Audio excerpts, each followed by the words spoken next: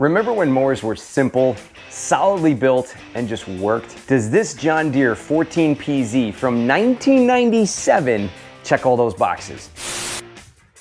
Hey guys and gals, welcome to Garage Gear. I'm JB. I purchased this John Deere 14PZ push lawnmower for 20 bucks. 20 bucks. Smoking deal. Let's dive in here. The 21-inch aluminum deck allows the user to mulch with a plug that goes in the back, hook on a bag that can pack a ton of clippings, and side discharge with an attaching chute. And this deck has withstood the test of time. No breaks, no cracks, no holes. Just a tiny bit of corrosion around some edges. Out of all the John Deere mowers that have come through my garage over the years, this has got to be one of the cleanest decks. It's in awesome shape. And help keep this video in awesome shape with YouTube algorithm, would you mind hitting that like button?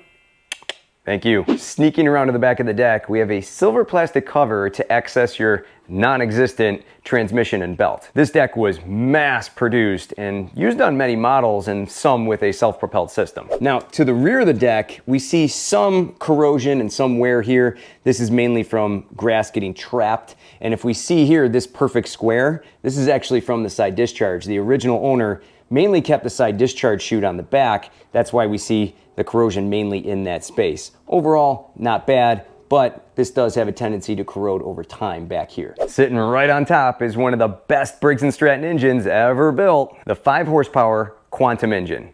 Right around 190 cc's. Absolutely top tier in terms of old school toughness and longevity. They were built to survive decades with minimal maintenance, and this is the last great Briggs & Stratton engine before everything went plastic. The gas tank on the back holds 1.5 quarts of fuel, not very fuel efficient, but balls to the wall with strong torque for a push mower engine, and maintenance is generally straightforward with these. Now, moving down to the metal height adjusters, this is a 4-wheel height adjustment system. These lock into grooves on the deck, which are in great shape considering its age. And you can set these height adjusters all the way to 3.5 inches to mow some taller grass, and then all the way down to 1/2 inch. So if you got some low riding Bermuda, this mower can tackle it. And the rear height adjusters have grease zerks.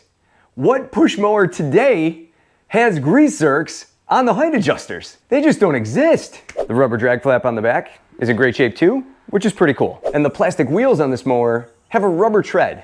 Are you kidding me? Rubber tread? And these wheels front and back are approximately 7.5 inches tall and about 1.5 inches wide. These wheels were probably around that 8-inch mark previously, but they've seen some miles. They also look like lemon slices in the middle there. Underneath the deck, this is typical for an almost 30-year-old aluminum mower deck. It's got a light layer of corrosion all around, but in my experience, this one is better than most. You can tell that this deck was cleaned from time to time, and it has a single blade cutting system to get it all cut for you. The cables on this mower are in good shape with a working throttle control. The handlebars themselves are a 1-inch tubular design with heavy-duty bolts, an adjustable frame, and 5 different height positions. Plus, something that not many notice is you get rounded corners at the top for easier turns in tight spaces. They say nothing runs like a Deere, so if you're ready, I'm ready, let's go fire it up.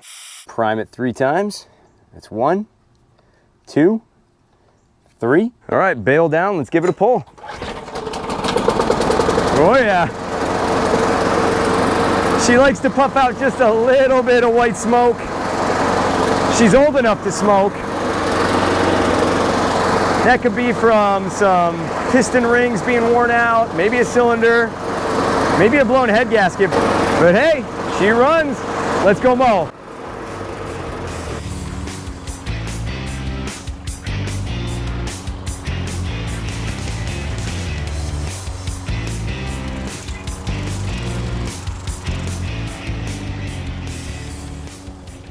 So how does this John Deere 14PZ mow? Mulching is a B-, leaving some thicker clippings behind. Mulching is not exactly a strong suit of these mower decks. Side discharge is a solid B, but note this, it does blow a wicked mess of clippings out to the side. Again, this is because that blade underneath doesn't exactly do the best job mulching things up as best as possible. You're left with some thick clippings on top of your lawn, A double cut may be necessary, but deck suction goes way up when you attach that side discharge chute. Bagging takes the win for the best cut with a solid A. Deck suction again goes way up when the bag is in place, and striping is a C+ at best. For those Fenway looking lawn stripes, check out my striping kit, link down below. She also gets an A- for mowing through taller grass with just a hint of bogging down. Now here's what I like about this mower.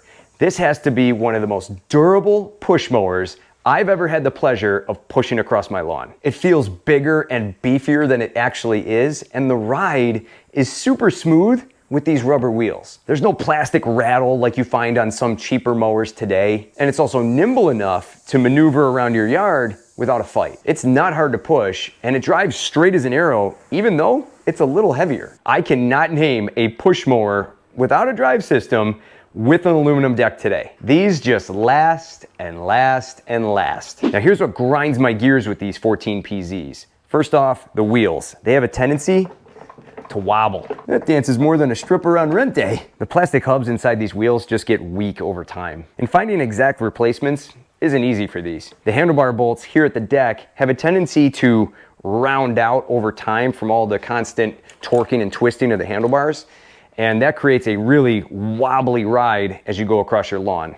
So far though, this one, at nearly 30 years, is still holding pretty strong, which is good. Now, just a heads up, parts on these mowers don't usually go cheap, but surprisingly, you can still get most of them. They mass produce these, and many of the parts are interchangeable between other models. If anyone out there owns one of these John Deere 14PZ mowers, I would love to know the original cost. So if you know it, please let me know down below in the comments. My guess is probably in that $500 to $600 range, which was quite expensive back in 1997. When these mowers came out, they were top of the line, along with similar models like the John Deere 14SB and 14SE. This mower definitely has some commercial grade components sprinkled throughout, which makes it kind of unique. And there is still some collector interest in these mowers on John Deere Facebook groups. Pretty cool to see that. And the John Deere 14PZ is remembered as a solidly built, well-loved, walk-behind mower that paved the way for later JX and JE models. John Deere, you'd have a huge following